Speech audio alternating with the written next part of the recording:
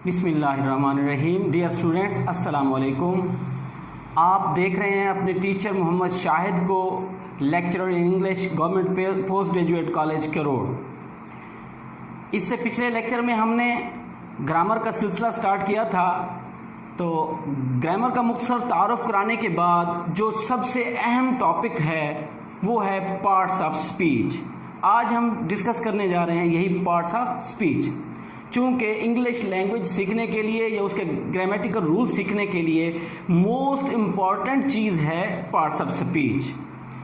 तो lecture start करने से पहले मैं आपको मुख्तसर सा तारुफ कराता चलूँ कि पार्ट्स ऑफ स्पीच का लफ्ज़ जो है एक्चुअली जो ग्रीक ग्रामेरियंस थे तकरीबन 2000 साल कबल 2000 ईयर्स एगो जो ग्रीक ग्रामेरियंस थे उन्होंने अपनी ज़ुबान में इस्तेमाल होने वाले मुख्तलिफ़ अल्फाज को उनके फ़ेल के लिहाज से, उनके यूजेज के लिहाज से, फंक्शन के लिहाज से मुख्तलिफ़ गिरोहों में, क्लासेस में तकसीम किया, उनके ग्रुप बना दिए। तो इन ग्रुप्स को उन्होंने क्या नाम दिया? पार्ट्स ऑफ स्पीच का। क्या नाम दिया? पार्ट्स ऑफ स्पीच का। तो जो ग्रीक ग्रामेरियन थे ना, उन्हीं से ये पार्ट्स ऑफ स्पीच का कंसेप्ट निकला है। उसके बाद यूरोप की दीगर लैंग्वेजेस बशमूल इंग्लिश, उनमें भी यही कंसेप्ट चला कि ये पार्ट्स ऑफ स्पीच हैं। जो हम मुख्तलिफ अल्फाज बोलते हैं या लिखते हैं उनको फंक्शन के लिहाज से ग्रुपिंग की गई, क्लासिफिकेशन उनकी की गई। तो इसकी सबसे पहले तारीफ की तरफ चलते हैं। कैसे डिफाइन करेंगे हम कि पार्ट्स ऑफ स्पीच एक्चुअली एक क्लासिफिकेशन है। किसकी? क्लासिफिकेशन ऑफ वर्ड्स, लफ्ज़ों की तकसीम है, गिरोहबंदी है इनटू डिफरेंट काइंड्स, मुख्तलिफ काइंड्स में, मुख्तलिफ ग्रुप्स में, मुख्तलिफ क्लासेस में, अकॉर्डिंग टू द फंक्शन। किसके मुताबिक? फंक्शन के मुताबिक, जो वो काम सर अंजाम देते हैं। कहाँ? That they perform in a sentence, कि कोई भी लफ्ज़ एक जुमले में कौन सा किरदार अदा करता है, कौन सा काम करता है, किस मकसद के लिए इस्तेमाल होता है, इसके तहत उसको मुख्तलिफ गिरोह में तकसीम किया गया, दर्जाबंदी की गई। इस चीज़ को कहते हैं पार्ट्स ऑफ स्पीच।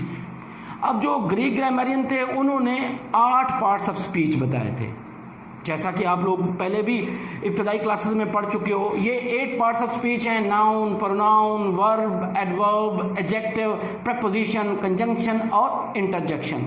आज मैं इनका मुख्तसर तरीन तारुफ आपसे कराने जा रहा हूँ।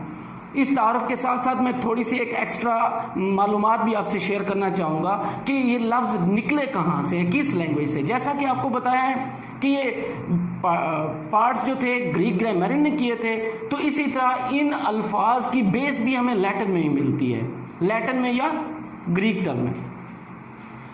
नाउन का लफ्ज़ जो है ये लैटिन वर्ड नॉमन से निकला है, जिसका मतलब है नेमिंग वर्ड, यानी कि all naming words are called nouns. चाहे वो पर्सन के नाम हो, प्लेसेस के हों, थिंग्स के, आइडियाज़ के, एक्टिविटी के, किसी चीज़ का नाम जो होता है उसका ग्रुप जो होता है वो नाउन कहलाता है। नाउन के बाद बारी आती है प्रोनाउन की। ये 2 लफ्ज़ों का मजमुआ है प्रोनाउन। नाउन वही नॉमन, नेमिंग वर्ड, और प्रो का मतलब होता है इन प्लेस ऑफ, यानी कि जो नाउन की जगह पे लफ्ज़ इस्तेमाल होते हैं उन्हें हम प्रोनाउन कहते हैं। जिस तरह हम इंग्लिश में I, we, you, they, he, she, it या कोई और आइडिया का नाम वगैरह लिख देते हैं, तो इनको हम क्या कहते हैं? प्रोनाउन कहते हैं। अब हम आते हैं तीसरी किस्म की तरफ, उसको कहते हैं verb. Verb actually most important है, क्योंकि इंग्लिश का कोई भी जुमला वर्ब के बगैर मुकम्मल नहीं होता। वर्ब का लफ्ज़ लैटिन वर्ड जो वर्बम था उससे निकला है। वर्बम का मतलब है action, to throw some activity. ये एक्टिविटी 2 किस्म की हो सकती है, फिजिकल एक्टिविटी भी हो सकती है और मेंटल एक्टिविटी भी हो सकती है। फिजिकल एक्टिविटी कैसे? जिस तरह हम कहते हैं थ्रो, कोई चीज़ फेंकना, उसमें हमें एक्शन नज़र आता है। और इसी तरह हिट, प्ले, ये तमाम क्या हैं? फिजिकल एक्टिविटी हैं, फिजिकल एक्शंस हैं। और इस तरह मेंटल एक्टिविटी क्या होता है? मेंटल एक्शन क्या होता है? जिस तरह हम कहते हैं कि नो, जानना, एक्नॉलेज, तस्लीम करना, कन्फेस, मान लेना, ये मेंटल एक्टिविटीज़ हैं, ये भी वर्ब हैं। और वर्ब की फिर फॉर्म्स होती हैं, वो तो फिर नेक्स्ट लेक्चर में इस पर बात होगी। अब हम नेक्स्ट काइंड की तरफ आते हैं, एडवर्ब। ये वर्ब से रिलेटेड है, आपको पता है 2 लफ्ज़ों का मजमूआ है, ऐड और वर्ब। ऐड का मतलब ऐड समथिंग, इजाफा करना, add to the meaning of verb adjective और एन अदर एडवर्ब। एडवर्ब से मुराद यही होती है कि कोई ऐसे अल्फाज जो किसी वर्ब के मीनिंग को वाज़े करें, किसी एडजेक्टिव के मीनिंग को वाज़े करें या किसी और एडवर्ब के मीनिंग को वाज़े करें, उन्हें हम क्या कहते हैं? एडवर्ब। फिर अगले लेक्चर में जब इनकी वजाहत होगी तो बताएंगे, जिस तरह स्लो, स्लोली, उससे स्लोली एडवर्ब, ये किस तरह इस्तेमाल होते हैं, इनका इस्तेमाल, उन पर मुकम्मल जो है डिस्कशन नेक्स्ट लेक्चर में होगी। एडवर्ब के बाद हम आते हैं एडजेक्टिव की तरफ। एडजेक्टिव का लफ्ज जो है एड और जैशो, पहले नाउन था जैशो, लैटिन वर्ड जैशो। जैशो का मतलब भी क्या था? To throw, to throw some characteristic होता है। एड जैशो, अब ये जो जैशो फिर पीछे एक लफ्ज जैसैरे है, इसका मतलब एक्चुअली वर्ब में, ये वर्ब है वो नाउन था, तो जैसैरे से निकला है टू थ्रो सम कैरेक्टरिस्टिक, यानी कोई किसी नाउन की कैरेक्टरिस्टिक्स जो बयान करते हैं अल्फाज, ये वो अच्छी कैरेक्टरिस्टिक भी हो सकती है, बुरी भी, यानी खूबी भी हो सकती है और बुराई भी हो सकती है। तो ये क्या कहलाते हैं? जिस तरह बिग है, लार्ज है, गुड है, बैड है, ये कैरेक्टरिस्टिक्स हैं, इनके बाद नाउन आता है, तो इनको हम क्या कहते हैं? एडजेक्टिव कहते हैं। एडजेक्टिव के बाद हम आते हैं प्रपोजिशन पे।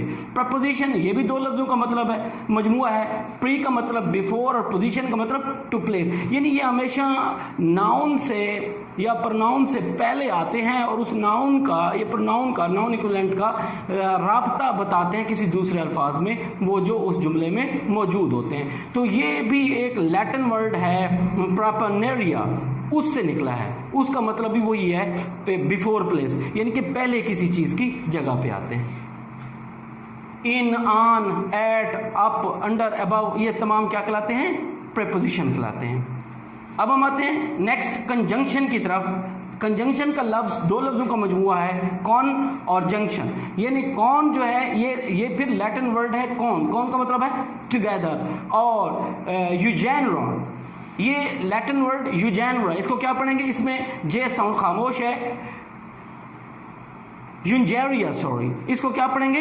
यूंजेरिया। यूंजेरिया का मतलब क्या है? टू ज्वाइन, यानी कि ऐसे वर्ड जो ज्वाइनिंग वर्ड होते हैं, ज्वाइनिंग टुगेदर, जो इकट्ठे मिलाते हैं, हम उन्हें क्या कहते हैं? कंजंक्शन कहते हैं। जिस तरह एंड है, बट है, बिकॉज है, देयरफॉर है, ये दो सेंटेंसेस को भी मिला सकते हैं, दो फ्रेजेस को भी मिला सकते हैं, दो वर्ड्स को भी मिला सकते हैं, दो क्लासेस को भी मिला सकते हैं, यानी दो या दो से ज्यादा वर्ड्स को मिलाने वाला, फ्रेजेस को, क्लासेस को मिलाने वाला या सेंटेंसेस को मिलाने वाला लफ्ज क्या कहलाता है?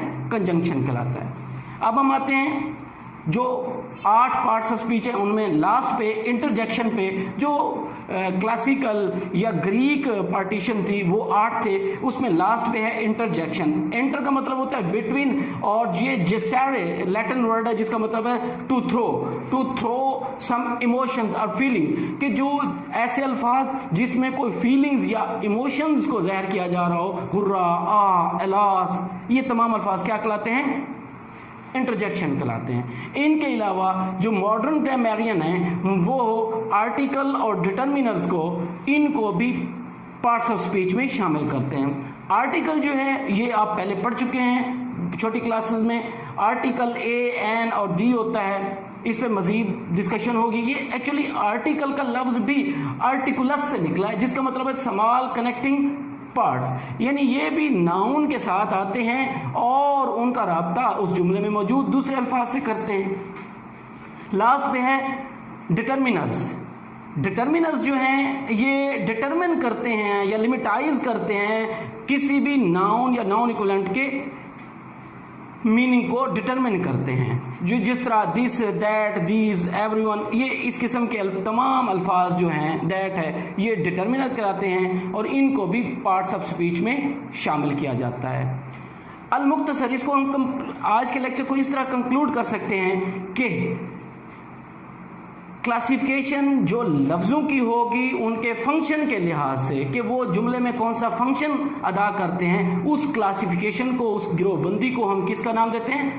पार्ट्स ऑफ स्पीच का। अगले लेक्चर तक के लिए इजाज़त, अल्लाह हाफिज़।